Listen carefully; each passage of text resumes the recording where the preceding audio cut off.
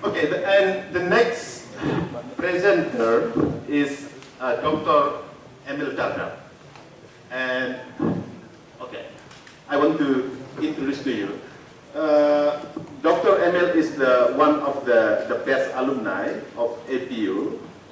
He graduated from APU, a master degree from APU on 2005, and then Ph.D. program on 2006. Yeah.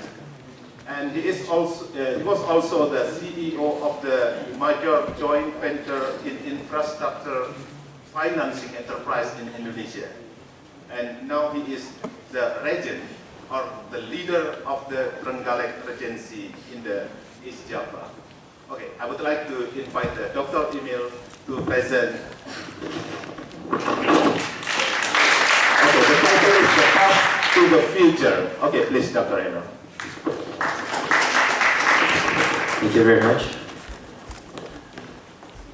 Ladies and gentlemen, Yamagami Sensei, Mr. Deputy Mission Chief, and all the students of APU. It's indeed a privilege, and I'm very happy to be back in the campus. Usually, this is the place where we play music, the student hall. I used to rehearse all my music performance right out there. I remember there was a piano, an electric piano right at the corner, and an ice cream vending machine somewhere there. So yeah, APU means a lot to me. But today is about ASEAN. This particular presentation I'm making is trying to explore somebody who go into politics and somebody who, you know, participate in a political election, and somebody who has to sort of really go into a very challenging world of politics. But before that, the big theme today is ASEAN, Indonesia and ASEAN. I think Dr. Ben has mentioned a lot about ASEAN. ASEAN means a lot to me. So just sort of, ASEAN means a lot to me because I actually was an ASEAN scholar. So back in 1998, I won the ASEAN scholarship to study in Singapore. So that already gave me an ASEAN sort of experience, because not only did I go to Singapore to do my college, my junior college, my secondary school, I also got to know a lot of ASEAN students from other countries, like from Vietnam, from Thailand, from the Philippines. You know, it started out, ASEAN was only 6 countries, 5 actually. It was Indonesia, Philippines, Malaysia, Thailand, and Singapore. And then Brunei came in, and then it developed further now with the inclusion of Myanmar, Cambodia, Vietnam, and I think Laos, right? So when I go to study at APU, I have to admit that some of the thing about ASEAN is we pretty much look alike in terms of, you know, the looks. I have a very funny story. There was this Vietnamese Ph.D., fellow Vietnamese student who came to me and said, "Where are you from? Are you from Korea?" I said, "It doesn't make sense. How can I look like Korea?" I said, you know, I mean, and you know, I was a bit surprised. I said, "Look, I'm a Southeast Asian." I said, you know, because, you know, I mean, you can mistaken me to be Filipino or Thai. That happens many times, but not Korea. I definitely don't look like a Northeast Asian. So, but that's the first time, like, you know, the thing it came and it occurred that, you know, I may be mistaken to be somebody from another Southeast Asian country. So that's where the concept of Southeast Asia actually, you know, really immersed in my own case. So I believe that ASEAN, you know, starts from the very good, you know, philosophy. But a lot of the very basic principles when ASEAN was founded is actually undergoing a lot of change. You know who's running for the US president right now? Who's the big guy? Who? You know? Donald Trump, who's likely to be receiving the nomination from Republic. And what he's fighting for is fighting for a more, you know, closed economy, not something more open, building the walls, finding trade deals that protect the United States better. You know, protection is not the word that you should use in any trade negotiations. You know, it's really about openness. Is because if we all learn economics, the basic is when goods can travel freely, when people can travel freely, the world economic problem can be solved in a better way, because you can get access to anything at any time. That's the thing. But countries like the United States are finding that the globalization is hurting the economy. Outsourcing of jobs to India, goods coming in from China, they're finding it a threat. The British exit is because of the concern over immigrants. So I think there is a big dynamic happening in the world right now with respect to globalization. And we cannot close our eyes on ASEAN. But the late Lee Kuan Yew, the former Prime Minister, said that the European Union is very different from ASEAN. ASEAN is a more strongly established. It didn't take a lot of, it didn't proceed too quickly. It has a stronger foundation. He doesn't want ASEAN to be made equivalent to the European Union. He predicted the European Union will fall apart, Lee Kuan Yew, before he passed away a number of years back. But and you know, the exit of the British from EU shows it. But how about ASEAN? Now, how does that relate to this presentation that I'm going to make? I want to tell you a bit about Indonesia. It's also undergoing a massive change. People in the past didn't really care about local governments. You know, they don't even know who the mayor is, who the governor is. Nobody cared in the past. Next slide. But there is a new path of national leadership. Our current president, his name is Joko Widodo, Jokowi, ascendance as the first leader who actually rose through the rank of local government leadership. He was like me, a regent, a mayor. He became the governor of the capital city of Jakarta, and in only 1.5 years, his excellent performance propelled him, and he's now the president of the largest Southeast Asian nation. We got 250 million people, largest. And that shows people suddenly open their eyes and see, wow, these local governments actually are interesting to observe. The basic media rule in the past that bad news is good news, that people just want to hear bad things about the government, no longer apply. Now people are keen to know what are the innovations and breakthroughs that mayors and regions and governors are doing in their respective area. So next, the achievement led to national renewed interest, and we have people like the mayor of Surabaya who become the best mayor in the world. Her name is Ridwan Kamil, who's the mayor of Bandung City, and also Ahok. Ahok is the first Chinese ethnicity to become a prominent politician. You know, not a government officer, because government officer is appointed. This is elected, and he is strongly positioned to probably win the next election based on the current polls. So next slide. Okay, so these are the guys, you see. All right, next slide. A new approach. Okay, hold on. So younger, fresher, better. There is a new blood of leaders coming into the city governments, the regencies, in Indonesia, the provinces. They're relatively young and stylish, if you see this guy. Not the typical type of government officer that you would see in the past. He is a Berkeley graduated architect. So he graduated from UC Berkeley. He is a famous and creative architect, and he decided to become a mayor of Bandung. And next, this guy, hold on. This guy is a governor of Central Java, and he attends the premier. And government, when they attend premier, this is how they take photo, right? But this guy just did that. You know, it's stylish, you know, Hollywood red carpet style. You know? Something is changing. Next slide. This is a movie star. Young. He won the election back in December 2015, also with me. And he is now a governor of Jambi province. His name is Zumi Zola.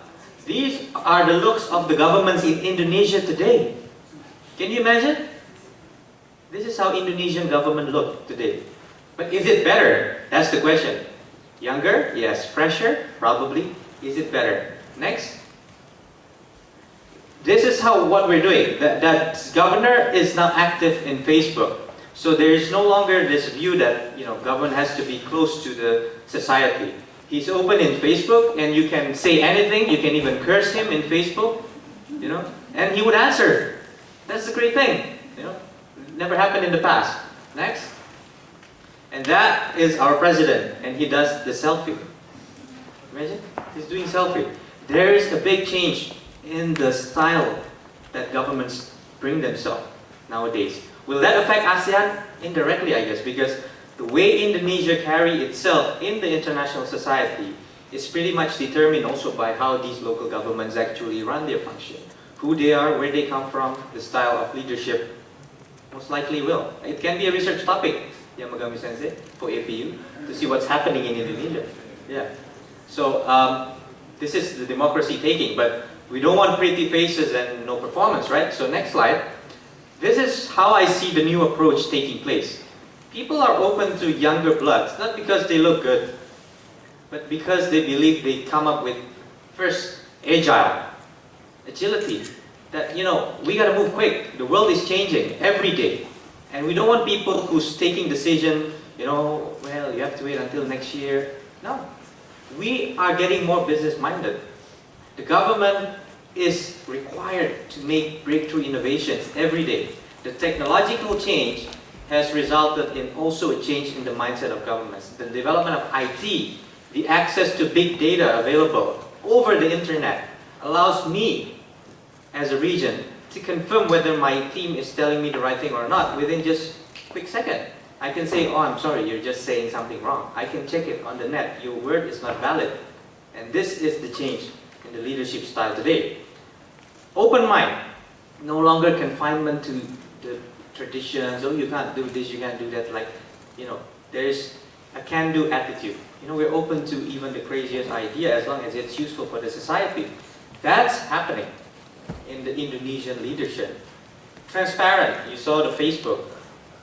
You know, the government now wants to show that we are open to public. So open mind and transparent is pretty much the same thing. With transparency, people bring in ideas. I set up a website called Developing Trenggalek. That's the English translation. In Bahasa it's trenggalekmembangun.id. Why do I do that? It's because I believe that ideas improve my policies. I don't find sharing ideas to be scary or cumbersome. I put ideas on the website and I put comment section. People can use their Facebook account to give comments. What I want is for people to give me second and third and fourth thoughts about what it is. You know, am I using the right technology? Have I considered the right commercial scheme for promoting local enterprise? This is something that we openly do. Creative. That's the key right now. What are your innovations? What are your thinking outside the box? That's exactly what people look from local government leaders. Spontaneous. So this is your rundown. This is your agenda for today. Then suddenly you see something very important happening there. You say, let's stick to the protocol. That's not how it is today. So we saw, you know, I saw somebody, you know, a poor guy from the village shaking hand with me during the Idul Fitri, the Islamic big day, because it's a moment where people actually forgive each other. But I saw this guy not wearing a shoes or something, and you know, then bam, you need to stop for a moment and say, this is a case of poverty right in front of the leader himself. And that's something you need to then emphasize to the people, that this has to stop. So these are the kind of spontaneous thing that integrity and courage. Of course, corruption is definitely off the picture, and there is a courage to basically fight against the political system that corrupts itself. And technology savvy, that's very important, especially IT. The use of multimedia to basically promote ideas and policies, those are really important among the newer leaders nowadays. So this is what's taking place. Is it better then? Well, we're yet to see the result, but some of the innovations that the leaders like the Bandung and Surabaya have done, they're definitely gaining traction. It's actually bringing success to the city. Next. So what are the challenges of local governments? I was elected. Okay, I lead an area of nearly 1 million population, so I have to secure the majority votes. And basically, I'm a newcomer in politics. As you know, I worked with the World Bank before, and then I became an executive at the Ministry of Finance enterprise. I was in the financial sector. I know nothing about politics, but the new approach, the new interest from people, and they basically can vote. People don't care whether you have experience as a political party member or not. And I won with 76% of the vote as a newcomer. So I consider myself fortunate in this case that that's where the side is going. But it's a pressure. It's a pressure because what? Because then people expect you to be a Superman. Yeah. Nothing is impossible. They want the leader to be able to solve everything. So our region has a road that was not properly developed for 10 years, and they want everything to be solved in the first year of my leadership. You know, that's the kind of thing. They would come up and say, and with the improvement of social media, all the problems can easily reach our ear. But that's the challenge. The pressure is big. Second, we still have to share authority with the higher governments. You know, a lot of the authority actually stays with the local government. People, you know, the roads that they use every day, mostly the schools that they go, the health facilities that they use, the help that we extend towards the local economies, the water that we supply to the farmers, the fertilizers that we give to the farmers, everything actually provided by the local government. We cover almost A to Z of your everyday life, but a lot of the authority is shared with higher government, so it's not within your own control. And third, there is a limited source of local tax revenue. Value-added tax, income tax, all goes to the central government, passed back to the local government as a transfer payment. So you're not fully in control of the revenue side, okay? You have to depend on the Minister of Finance to say, this is your share of the money, spend it. There is regional disparity to start with. I'm leading an area where there is still 30% poverty. 270,000 people are still requiring welfare support in Trenggalek, all right? So that's a disparity, the level of education of the people. But when you go to Bandung or Surabaya, mostly educated people. I think there's a lot of undergraduates, there's a lot of graduates of undergraduate programs there. Local government bureaucracy capacity. They have gone through a system that is very different from what is required today.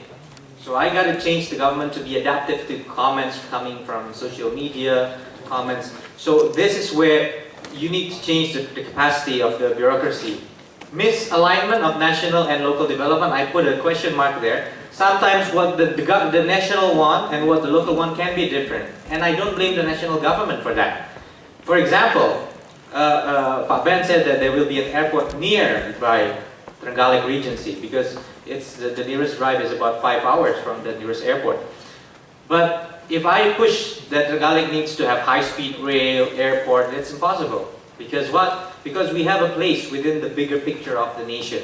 So, but the people, going back to the first point, the local electorates don't care. They want to live in the best place possible, have everything, the best amenities. Now this is where you as the local government leader have to educate and make your people understand the situation. And finally, politics of meritocracy. The world of politics can be very dirty. It's a very tough world. You know, I told you, like, I'm making reforms nowadays. And people, journalists in Indonesia, some of them are crooked. They come to me and threaten to issue bad news about me in exchange for giving money. It happens. It's not registered media. So today there is this one media, over the past 5 days have been telling news that I'm a corrupt leader, blaming that the 2015 audit finding was my failure of leadership when I have only been installed 2016. Doesn't make sense. How can I be held responsible for something done last year? But he wrote that with big title just to pressure me so that I succumb to the pressure and give the money that the journalists want. I said, I have no mistake. I will not stand down. You do whatever you want, I'm not going to give you money. A lot of people say, just give the money so that he stays quiet. I said, if I give the money, I'm keeping this vicious cycle on and on. I am a newcomer and I'm here to bring a big difference to Indonesia. The voters' behavior, this is interesting because you guys are in politics. The voter behavior is also challenging because they want the region or mayor to look rich. They want people able to give money, so when you're down there, say, okay, sir, we need this road, we need to improve this this place, can you give money? Like as if the money comes from our own pocket. The challenge is, the challenge is when you actually, don't show that, I don't have the money because I'm an honest leader. Then 5 years in the election, there are people, the patrons, people who say, I control 10,000 people or 1,000 people in my area. They will only support a candidate who they believe have the money in the pocket to pay the campaign. So if you show today that you don't have the money, it's dangerous for another 5 years. When you want to run again for the election, they will say, this guy doesn't have money, he's gonna flunk. So this money politic is very dangerous. We call it, and the role of patrons. Maybe the people don't want money, but the people listen to somebody, and that somebody sometimes is money oriented. So this is a vicious cycle that we're trying to break through. Those leaders that I mentioned come from the urban area. The people are educated, they're aware with the latest media, news, but not people in Tenggalik Regency like mine. They're not really, occupied with social media. Information can come from people asymmetrically. So that's the challenge. But I am optimistic, and as a graduate of APU, to uphold the name of this campus and to make a big reform, and hopefully 5 years from now, that this last thing, voters' behavior and role of patrons, will shift towards the positive side, and it will be fully based on meritocracy. I think because the time is up, we'll discuss more on the discussion segment, but I think I've shared a lot about what is the thing inside the mind of a political leader in Indonesia nowadays. Thank you very much.